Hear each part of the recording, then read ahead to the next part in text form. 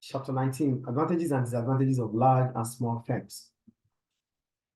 Go on.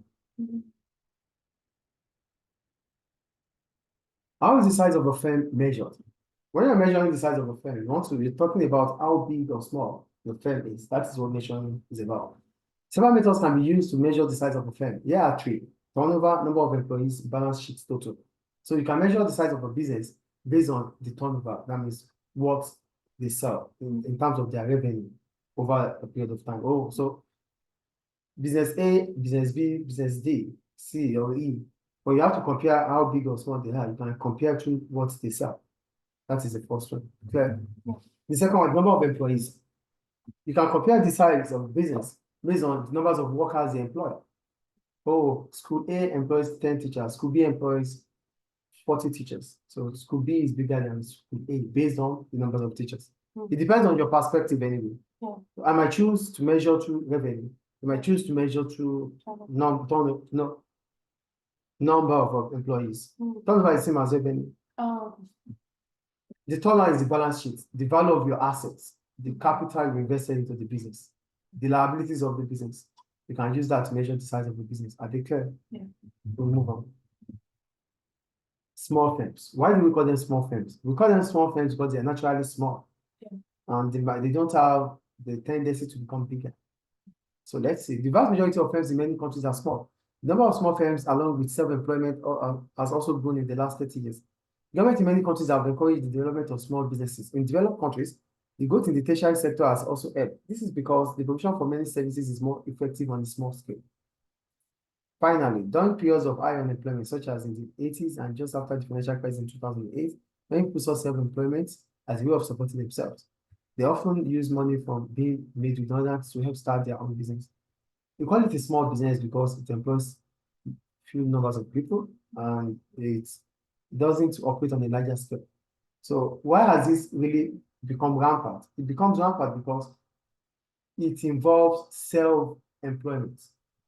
And self-employment means I just think about it and I'm doing it. So I'm not, instead of me to rely on my paid job, I want to do something for myself through my craft, through my skills. So because there's increase in that, because there's large numbers of people who have, deviated to that aspect, the small businesses are so increasing. There's so much increase as a result of that. Did you get the point or not? So we have many small businesses now because there's self-employment. People that are even made redundant, they put their money into small businesses and they continue to just survive with that. So what are the advantages of small businesses? Flexibility. Small firms can adapt to change more quickly. This is because the owners who tend to be the main decision makers are actively involved in the business and can react to change. For example, a small baker. So, it's a story. So the flexibility we're talking about is that as a small business, whatever change that might occur in the business, you can quickly change and adapt to it because you are operating on a smaller scale. So whatever happens in that business, you are involved. It's not like you are somewhere else, someone is in charge. You are in charge. So whatever happens, you are there to see it, to witness it. You can quickly make decision or adjustment. That's the flexibility. There's a big cloud of people in charge to go through. That is large. Yeah, I'm just saying there isn't. There isn't, yes. Yeah. There isn't, yes. That's the point. Thank you. The second one, personalized or personal services. For small businesses, they can deal with individuals. They can, like barbers, hairdressers. So they have personal contact with individuals. Do you understand? So as a result, you can't do this with a large business. Is it clear? Yeah. The third one, many workers in small lower wage cost. They don't employ workers that are skilled.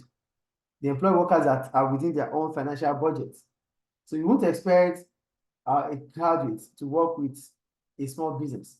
They won't be able to pay them. So they are always employing workers that fit into their bills, to their budgets. Is it clear? Yeah. Better communication, because the number is not much, because there are few workers, so that means information can easily pass around. Is it clear? Yeah. Innovation. Although small firms often lack resources for research and development, they may surprisingly innovate. They may be surprisingly innovative. One reason for this is that small firms face competitive pressure to innovate. For example, if they fail to come up with new ideas for products, they will lose their market share. It may also be because small firms are more prepared to take a risk. Perhaps they have less to lose than large firms. Innovation here. Small businesses, they don't have the financial capability to invest in research and development, but you can't still underestimate what they can do with think tank. They might start thinking about new ways of doing things, because if they don't, they might be washed off. Do you understand? So that's the first point. And the second point is that small firms, they can take risks that large businesses would never want to take. Because for large businesses, their reputation is always at stake. For small businesses, they don't have anything to lose. So who cares? A lot of small businesses have been shut down. Nobody remember them. Do you understand? So that's the point there. So it's an advantage because there's no pressure for whichever risk they take. Nobody's gonna crucify them. Nobody's gonna criticize them. No, they don't even exist in some markets, in the mind of some people. So who cares? Did you get it? So what are the problems? High costs. There's high cost because they cannot exploit economies of scale. They are small businesses, they operate on a smaller scale. And as a result of that, they cannot enjoy economies of scale. They can't buy in bulk. They can't employ skilled managers. They can't invest in advertisements. They can't diversify. So there's always high cost of production. Clear? Lack of finance. They struggle to raise finance, either internally or externally. Nobody wants to give a small business money. Banks will not want to give them because banks consider them as high risk. They might not be able to pay back. So they struggle when it comes to sourcing for finance. Okay? The third one, difficult attracting quality staff. They can't enjoy managerial economies of scale. Nobody wants to work with an ambitious person would not want to work with a small business, except if you are the owner of the business. So yeah, it's my business. Yes, I'm ambitious. Yeah, it's my business. But an employee to now see the future in that small business, no way. Is it clear? Vulnerability. When trading conditions become challenging, small firms will find more difficult to survive than their large rivals. The large firms, because they can diversify, they can spread their risk, they will survive. But small businesses, they can't. They are vulnerable to the situation of the economy. So whatever happens to the economy affects them immediately. Is it clear? So these are the advantages and disadvantages of small firms.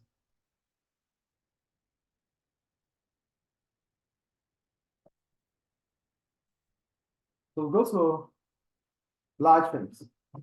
The largest firm in the world are multinational companies.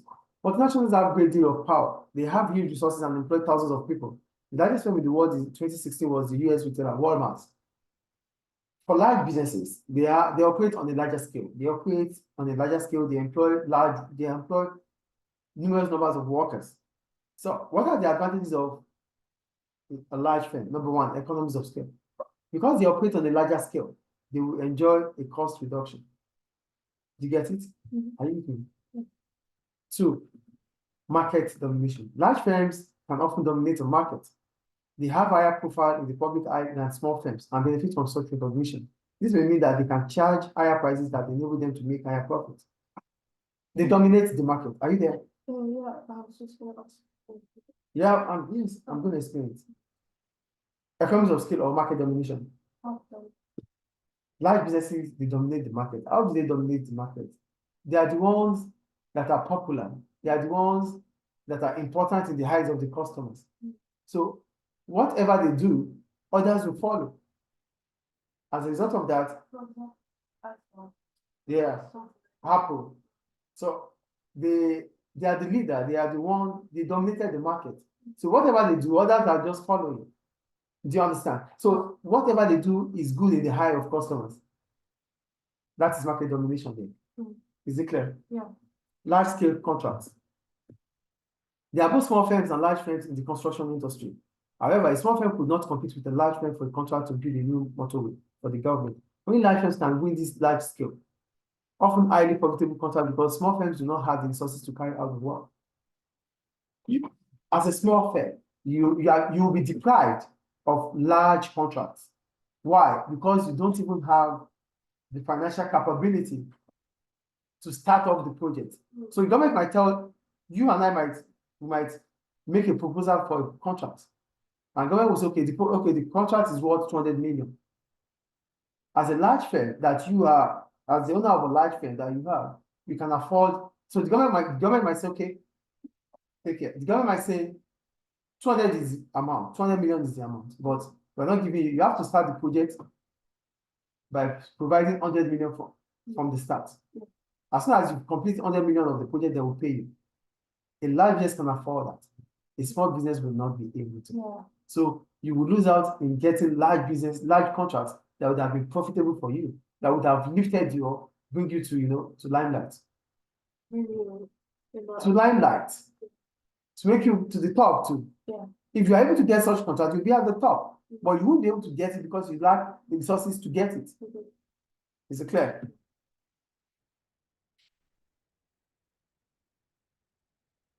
So we go to the disadvantages now, right? Yeah. Is there anything? No. Okay. Although big firms can generally produce goods more cheaply than small firms, they do have some disadvantages. One, too bureaucratic. Large firms sometimes become overwhelmed by their administration systems. For example, decision making can be very slow in large firms because so many different people have to be contacted before a decision can be taken. As a large firm, the first problem we have is different levels of hierarchy, a lot of directors, a lot of managers, and decisions will not be made without everyone that are involved in decision making partaking it. Yeah. So it takes time, too slow, too bureaucratic. That will bring about these economies of scale too. Yeah. Do you understand? Yeah. Two, coordination and control. It becomes difficult to put departments together, to put workers together to achieve the set of goals because there are too much people, there are too many. How can you put them? How can you coordinate them? How can you organize them? It becomes difficult. Though with technology, things can be done better. Yeah. The third one, poor motivation. In a very large organization, people can become alienated. And they don't feel valued anymore because they are remote. You don't even get to see your manager because the business is too big. Yeah. You don't even know if you are existing in the business. Nobody knows if you are existing. Do you understand? So you feel like you're not valued anymore. Yeah. As a result, you become demotivated. And that's another problem about large businesses. Yeah? Yeah. So we go to factors influencing the growth of firms. Many owners will hope to grow their businesses. However, in some cases, growth may not be easy. What might influence the growth of firms? One, government regulation, government laws. So it is the interest of consumers and the economy in general to have healthy competition between businesses. Competition will encourage innovation, improve efficiency, and prevent consumer exploitation. Consequently, government will monitor business activity and ensure that individual markets are not dominated by one or a small number of firms. In this way, the government may sometimes prevent the growth of some firms to stop them becoming too big. That's too big. They can do this by investigating each merger and takeover and blocking those that threaten to reduce competition. For example, they made the example, we're not going to talk about the example. So, government regulation. For growth to happen, it would have meant that there's competitiveness in the market, in the economy. But businesses might find a way of creating barriers, especially the large ones that are dominating the market. They will create a barrier to not allow new firms into the business, into the industry. So government will come up with laws that make such thing illegal. Do you get the point they're making there? So government will come up with different ways to encourage competitiveness. That is the point about government regulations. They come up with laws, they make some things illegal when it does not contribute to the economic growth. Is it clear? Two, access to finance. Businesses need finance to grow. So if you are thinking about expanding your business, you need finance. So they may need money to make acquisitions, build new factories, open new stores, or develop new products. For example, firms that can persuade money lenders and other investors to provide finance are in better position to grow. Consequently, access to finance can have an important influence on growth. So if you are expanding, you need accessibility to finance. And businesses that can do this are businesses that are big and large. They'll be able to convince lenders, they'll be able to convince investors to come and buy into their business idea. Clear? Economies of scale. Another reason why the same thing. No, Okay. also. Okay. For economies of scale, you might start thinking about expansion because you want to operate on a larger scale so that your cost of production can reduce. So that's another reason. That's another way. That's another reason why businesses might want to grow. Do you understand what we're talking about here? We're talking about factors that influences growth. So I might start thinking about growth because I want to enjoy economies of scale. For me to enjoy economies of scale, I need to expand my output. Yeah. Clear? Yes. The desire to spread risk, diversification. Another motive for growth is to spread business risk. This can be reduced by diversifying. Selling into new markets and developing new products means that if one venture fails, success in another can keep the firm going. If business risk increases, because of growing uncertainty in certain sectors, firms are likely to diversify and grow as a result. So, another factor is the desire to spread risk. The desire to spread risk occurs when you are able to diversify. So, whatever would happen, because if this one is not, you've diversified, it means you have produced product A, product B in this market, product C, product D in that new market. So if this market becomes saturated, that new market will start selling. So if here is not selling, there will be selling. That's how diversification means it. Diversification means you are spreading your risk by doing lots of different businesses. So if business A is not selling, business B will sell. If product B is not selling, product C will sell. That is diversification. You've spread your risk. So you won't be witnessing poor sales or no sales in one branch alone, in all your branches, in the spot. Because if it's not selling yet, it might be selling over there. Is it clear? The last one, the desire to take over competitors. You might start thinking about expanding, about growth, because you want to take over that business. You are aiming at a business that is also doing well, but you want to get it. You want to merge with it, or you want to buy over it. Yeah. So that's another reason why you want to expand, to buy over or to acquire a new business that is doing well in the market. Is it clear? Yes. We go to size of markets. Now, reasons why firms stay small.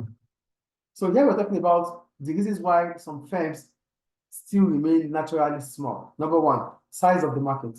If firms are selling in the market it depends on the kind of market you're selling. If you are selling in a niche market or in a competitive market, then if you are selling in a competitive market, you can think about expansion. But if you are selling in a niche market that is for a specific group of people, there's no need to expand. You get the point? Yeah. Two, nature of the market, the kind of business you do. Groceries, painting, decorating, taxi driving, you don't have to have big businesses, big offices to do that. You only need a taxi, which is yours. So the kind of business you do, the type of business you do, can also determine if it's going to remain small or big. Is it clear? Lack of finance, the third one. Some owners of business wants to expand, wants to grow, but they don't have the financial capability. For small businesses, it's already difficult for them to source for finance. As a result, they won't be able to grow. Lack of finance. Is it clear? The next one, aims of the entrepreneur. So, as the owner of the business, I might choose to remain small because I don't want to go through the stress of becoming a bigger company. So, some entrepreneurs don't want to go through the stress of taking bigger or larger risk. So, they want to remain as they are. That is the point. So, some business owners do not want to grow their business. They will be happy running a small business. They will be making enough profit to satisfy their needs and not want the responsibility of taking on more workers. Workers expanding operations and borrowing more money. When they make a profit that is enough to satisfy their needs, we call it profit satisficing. profit satisfaction. Making enough profits to satisfy your need. It's called, or to sponsor your lifestyle. We call it profit satisfaction. CING. And the last one, these economies of scale. Some businesses feel that as soon as they become bigger, they might become so big that their average cost of production would increase. So they want to remain the way they have. Is it clear? Yeah. Any question about it? So what is the multiple choice question? He said, which of the following is the reason why some firms remain small?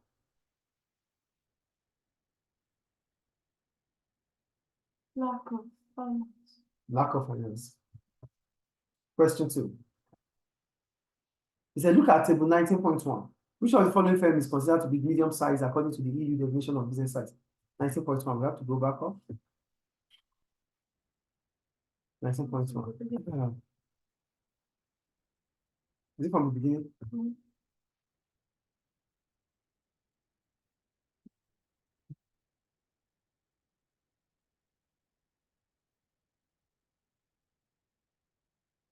It's the first page. Definitely. It's under how is the size of the foundation? First thing. Okay. Oh, this is. Mm. So what's the question saying? Just go back to the question for me. Look at table 19.1. Okay. Which of the following firms is considered to be a medium size according to the EU definitions of business size? Medium size, they have turnover of 50 million, less than 50 million. They have number of employees less than 250, and they have the balance sheet less than 43. So what's the answer? So what makes it a medium-sized business? One employee, 102. Yes. So the answer is D. Yes. Yeah. The answer is D.